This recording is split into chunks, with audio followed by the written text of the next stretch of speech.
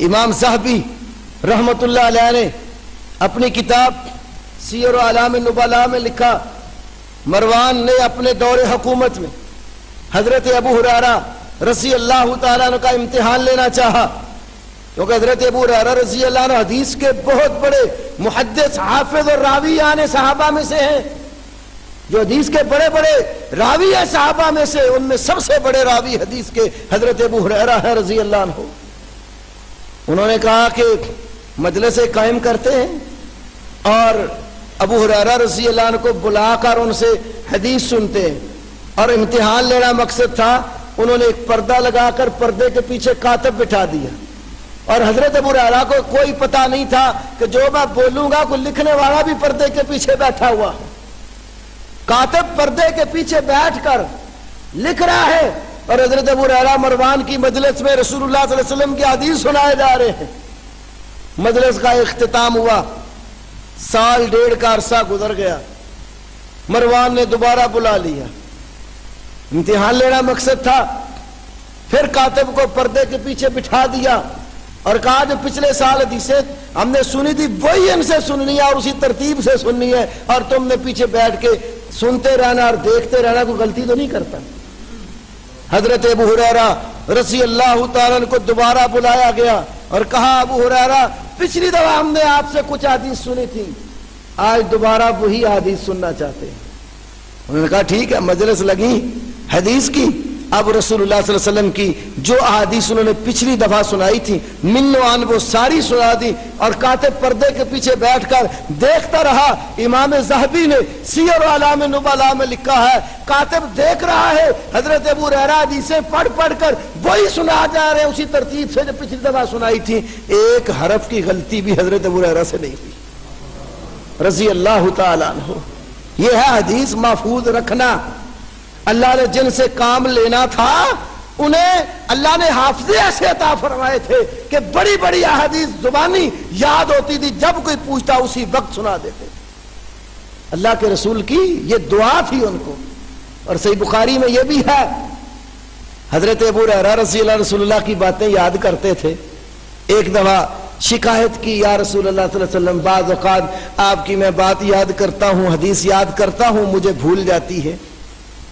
تو رسول اللہ صلی اللہ علیہ وسلم نے پھر دعا فرمائی، چادر پھیلائی گئی اور آپ نے دعا فرمائی اور کہا ابو ہریرہ اس چادر کو اٹھا کر اپنے سینے سے لگا لو۔ حضرت ابو ہریرہ فرماتے ہیں جب سے محمد رسول اللہ صلی اللہ علیہ وسلم نے میرے حق میں حفظ حدیث کی دعا فرمائی ہے، اس وقت سے لے کر آج تک میں رسول اللہ کی کوئی حدیث نہیں بولا۔ کیا کرتے تھے نبی علیہ السلام نے؟ نماز مثلا فجر کی پڑھائی، حضرت ابو ہریرہ یہ بھی یاد رکھتے تھے فلانے دن نبی پاک صلی اللہ علیہ وسلم نے فجر کی نماز پڑھائی تو پہلی رکعت میں کون سا قرآن کا حصہ پڑھا تھا، کون سی سورت پڑھی تھی، اور دوسری میں کون سی سورت پڑھی تھی۔ ہمیں تو یہ بھی نہیں یاد ہوتا نا، امام نماز پڑھائے سلام پھرے، کوئی ہمیں نہیں پتا ہوتا وہ امام صاحب نے قرآن کہاں سے پڑھا اور کتنا پڑھا۔ جن سے اللہ نے دین محفوظ کروانا تھا ان سے یہ کام بھی لیے۔ تو فرمایا نظر اللہ عمران سمع منا حدیثا، اللہ تعالیٰ اس بندے کو تر و تازہ رکھے جس نے ہماری حدیث سنی، فحفظہ، حدیث کو حفظ کیا، ووعاہ، اور اس کو محفوظ بھی رکھا اور اپنے تاکی نہیں بند رکھا۔ فرمایا ثم اداہ کما سمعہ، پھر جس طرح اس حدیث کو سنا اسی طرح اس حدیث کو آگے پہنچا دیا۔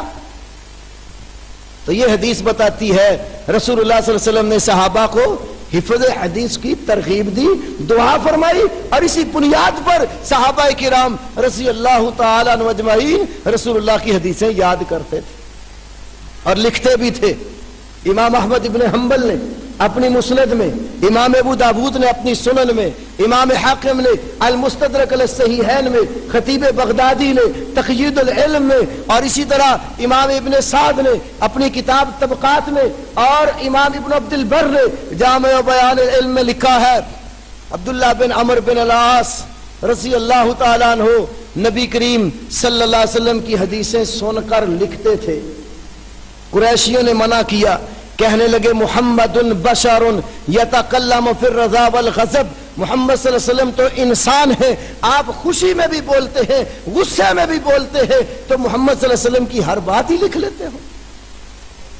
جب رسول اللہ صلی اللہ علیہ وسلم کو معلوم ہوا تو آپ نے کیا فرمایا؟ اکتب یا عبداللہ، اے عبداللہ بن عمر لکھا کر، اپنی زبان کی طرح اشارہ کر کے فرمایا فوالذی نفس محمد بیدہ ما یخرج منہ الا حق، اس ذات کی قسم ہے جس کے ہاتھ میں محمد صلی اللہ علیہ وسلم کی جان ہے، میری زبان سے حق کے سوا کچھ نہیں نکلتا۔ میں خوشی میں بولوں تب بھی لکھا کر، غضب اور ناراضگی میں بولوں تب بھی لکھا کر، اس لیے کہ محمد صلی اللہ علیہ وسلم نے امت کو جو بات بھی بتائی ہے وہ اللہ کی وحی کی روشنی میں بتائی ہے، دین کا جو مسئلہ بھی بتایا ہے وہ دین کا مسئلہ وحی پر مبنی تھا۔ وما ينطق عن الهوى ان هو الا وحی یوحى، آپ خواہش نفس سے نہیں بولتے تھے، جب بھی بتاتے تھے دین کی کوئی بات وہ وحی کی صورت میں ہوتی۔ تو میرے بھائیوں، یہ حدیث اور آیات ہمیں بتاتی ہیں کہ رسول اللہ صلی اللہ علیہ وسلم کی حدیث کو سن کر یاد بھی کیا گیا اور لکھا بھی گیا، اور آج ان لکھی ہوئی حدیث میں سے حضرت ابو ہریرہ رضی اللہ تعالیٰ عنہ کی لکھوائی ہوئی حدیثیں بھی کتابی صورت میں موجود ہے مارکیٹ میں۔ انہوں نے اپنے ایک شاگرد حمام بن منبہ علیہ رحمہ کو حدیث کا ایک ذخیرہ لکھوایا تھا، وہ ذخیرہ آج صحیفہ حمام بن منبہ کے نام سے اردو ترجمے کے ساتھ بھی مارکیٹ میں موجود ہے۔ صحابیہ رسول کی لکھوائی حدیث کی کتاب آج بھی موجود ہے، جو اس بات کی زندہ دلیل ہے کہ صحابہ رسول اللہ کی حدیثیں لکھتے بھی تھے، آگے لکھواتے بھی تھے۔ اور امام بخاری علیہ رحمہ نے صحیح بخاری میں یہ مسئلہ بھی سمجھایا، کتاب العلم باقاعدہ کتابت علم کا باب باندھ کر امام بخاری علیہ رحمہ نے کہ حدیث لکھنے کا باب باندھ کر یہ مسئلہ سمجھایا کہ حدیثیں لکھی بھی گئی۔ اور اسی طرح حضرت ابو ہریرہ کے ایک اور شاگرد ابو صالح، انہوں نے بھی حضرت ابو ہریرہ سے حدیثیں سن کر لکھی تھی، وہ صحیفہ بھی آج موجود ہے۔ یہ دکتور مصطفی اعظمی کی ایک کتاب ہے تدوین حدیث کے اوپر، الدراسات فی الحدیث النبوی الشریف، اس کے اندر پورے کا پورا وہ صحیفہ بھی موجود ہے۔ تو صحابہ کی لکھوائی کتابیں آج اس بات کی دلیل ہے کہ رسول اللہ صلی اللہ علیہ وسلم کی حدیثیں صحابہ نے یاد بھی کی تھی اور لکھی بھی تھی۔ یہ بات نہیں ہے کہ 200 سال بعد یا 300 سال بعد آ کر حدیثیں لکھی گئی، پہلے لکھی نہیں گئی۔